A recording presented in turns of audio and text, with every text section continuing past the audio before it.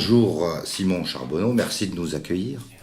Oui. Où en sommes-nous de la nature, de ce qui nous entoure? Bon, on prend l'Aquitaine parce que c'est là où nous vivons. Où en sommes-nous au niveau des forêts, des zones sauvages? Comment c'est géré? Et qu'est-ce qu'on peut faire en se rassemblant à un maximum de gens? Est-ce qu'on peut devenir des propriétaires bienfaiteurs, on va dire? D'accord. Voilà, alors écoutez, moi ce que je peux vous dire, c'est que je suis un homme très attaché, qui a toujours été attaché, enraciné en Aquitaine, et je veux dire, qui a toujours aimé ce pays, parce qu'Aquitaine c'est le pays des eaux aussi. Et pourquoi? Parce que c'est un pays justement qui n'a pas été trop défiguré, comme l'a été d'autres régions, comme l'ont été d'autres régions de France. Et je vais dire, toute mon existence, je l'ai passée à, en quelque sorte, à mener une réflexion d'abord et des combats associatifs pour que cette région conserve son caractère, je veux dire, ses paysages, et aussi son profil social, culturel, etc. J'ai eu une spécialité universitaire correspondant à mes engagements militants, associatifs et autres, en quelque sorte. Par exemple, la question de l'avenir de l'agriculture, je veux dire, et l'avenir en général du milieu rural.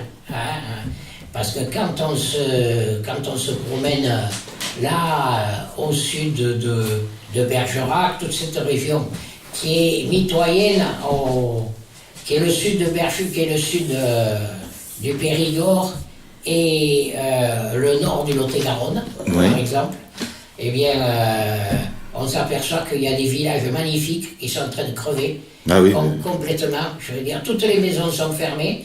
Alors, vous avez des bastides, mais vraiment magnifiques, qui ne renaissent que l'été, le temps... Bien sûr, que le tourisme veuille bien les faire renaître. Voilà, c'est ça, que le temps qui est le tourisme. Enfin, je veux dire, avant, qu'est-ce qu'il y avait? Eh bien, il y avait des petites... des activités artisanales, surtout des activités agricoles. Il y avait des paysans, il y avait des lieux, des champs de foire, je veux dire, il y avait des métiers extrêmement divers, et maintenant, parfois, il n'y a plus rien. Voilà. Et c'est pas seulement l'Aquitaine, quand on se balade partout en France, c'est vrai que, tristement... Maintenant, je connais par l'intermédiaire de Marie-Christine, je connais la Creuse, et la Creuse est encore plus désertifiée. C'est un pays magnifique, ou alors il y a des coins, il n'y a pas eu de remembrement, justement. Et il y a des chênes centenaires. Magnifique. C'est magnifique. Alors seulement, effectivement, il n'y a plus que quelques agriculteurs encore, et qui sont pris dans une logique qui est une logique de concentration des terres, de modernisation, etc., et de monoproduction. Je veux dire, alors, avant c'était de la polyculture, ils produisaient de tout, et en particulier, ils n'avaient pas besoin d'aller à Intermarché pour acheter des pommes. Non. Ils en revendaient même à tous leurs voisins. Voilà. Ils en offraient. Et je veux dire, parce que toute cette région du Limousin, etc., et de Creuse, ça a toujours été un lieu de production importante de pommes. Mais c'était pas de la monoculture. Non. Il y avait aussi du petit élevage. Jusqu'à présent, ils ont été très spécialisés dans l'élevage, bovin. Comme souvent. Et maintenant, je pense que comme la viande se vend moins, eh bien, ils se reconvertissent de plus en plus en céréaliculture. Voilà, et donc, le modèle agricole ancien, c'est-à-dire la polyculture élevage, qui permettait d'avoir un certain équilibre, et en particulier, il y a toute une dimension d'autosubsistance Ouais. dans la production agricole, hein, et bien, je veux dire, c'est en disparition, je veux dire, ça Ouais. disparaît, alors que ça devrait être un modèle à restaurer.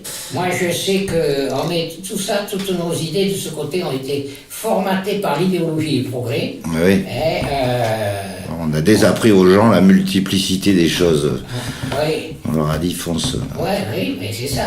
On leur a dit, c'est le modèle industriel. Ouais. Je veux dire, donc, équipez-vous, endettez-vous, etc., etc.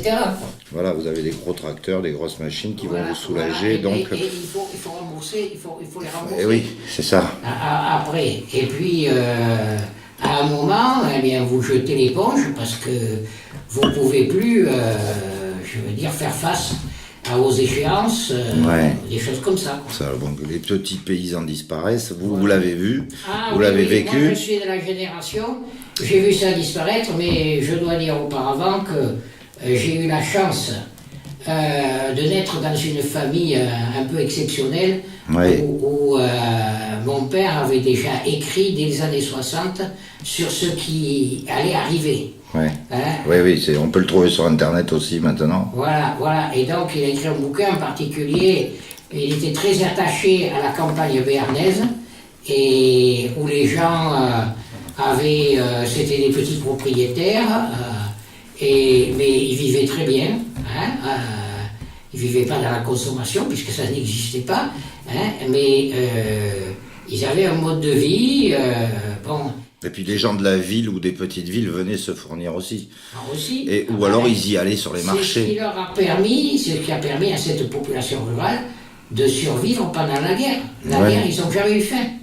Par rapport à votre projet, il faut se dire que ce qui peut se passer, c'est un effondrement général et de l'économie, et donc il faut pour votre génération anticiper sur une espèce de repliement, hein, sur des formes collectives. C'est ce qu'on ressent.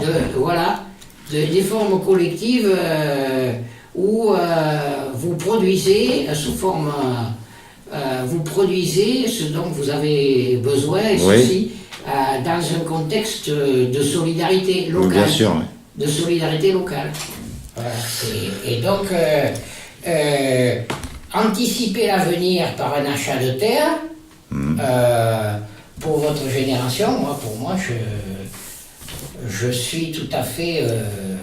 Et c'est dans le but je trouve que c'est une bonne idée. C'est une bonne idée, si vous voulez, mais qu'il faut laisser ça... Il faut qu'il y ait une maturation de ce Bien sûr. projet, Et puis il faut qu'il y ait une éthique aussi de l'utilisation des terres. Donc réfléchir ensemble. Parce qu'il y a beaucoup de terres qui sont délaissées, qui sont en déprise.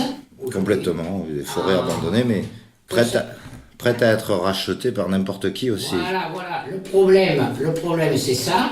C'est que ça peut être aussi le gros agriculteur céréalier du coin qui cherche à étendre encore son exploitation, son exploitation.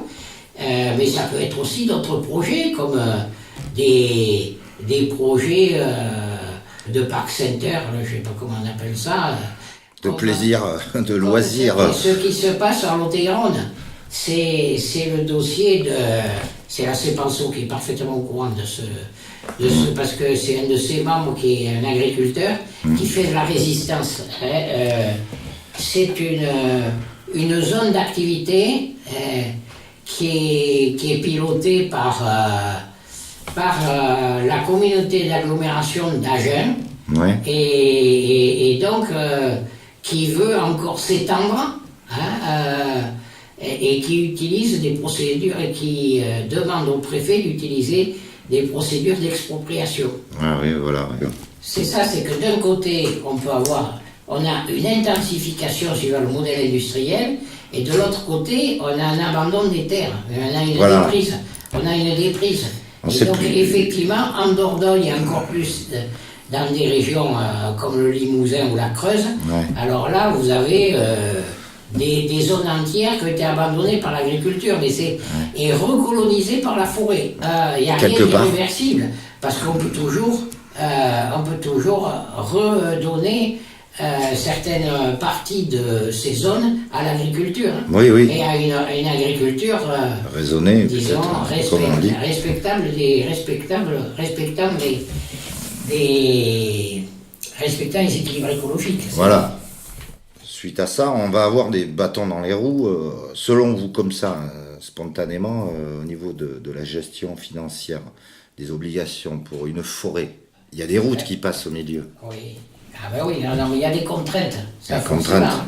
Et je veux dire, il y a le statut juridique de la terre. Voilà.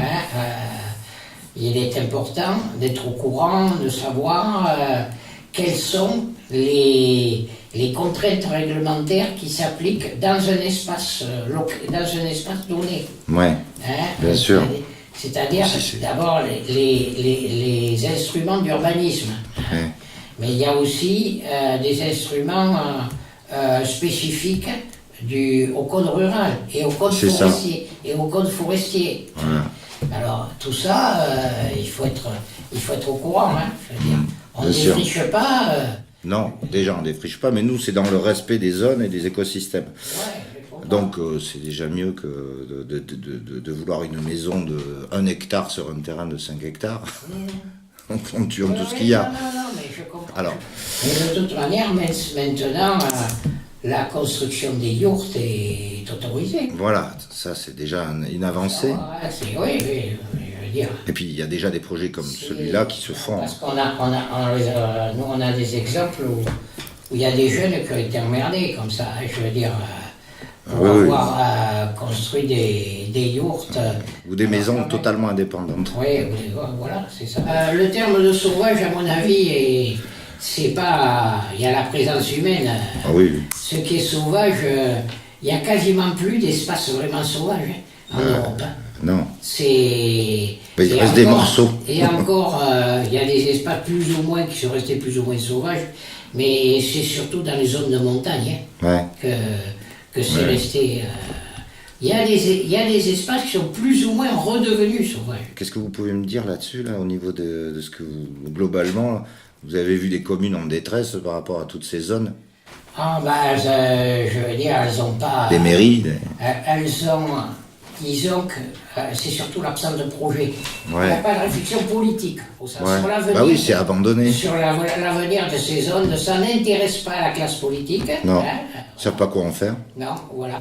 Vous avez surtout à vous préoccuper de savoir quel est le statut juridique de la zone forestière que vous avez, que vous auriez éventuellement en projet d'acheter, et quels sont les obstacles, je veux dire que ça peut auquel ce projet peut servir. Là, les notaires en général sont là pour nous renseigner aussi, nous donner les obligations d'espace de construction, ou si on veut les laisser en zone verte, en friche, le temps de trouver quelqu'un qui a un projet intéressant. Je pense que c'est un projet qui peut être très intéressant, un projet collectif, mais il faut un peu réfléchir sur quoi on veut aller. Donc, M. Charbonneau, merci bien. On a fait à peu près le tour rapidement, on fera ça plus profondément. C'est un projet qui demande à être débroussaillé, précisé. Exactement. Voilà. Les bonnes intentions, c'est une chose, mais c'est de les mettre en œuvre, qui est le plus difficile. Ben oui, mais il ne faut pas être tout seul. Non, il ne faut pas être tout seul.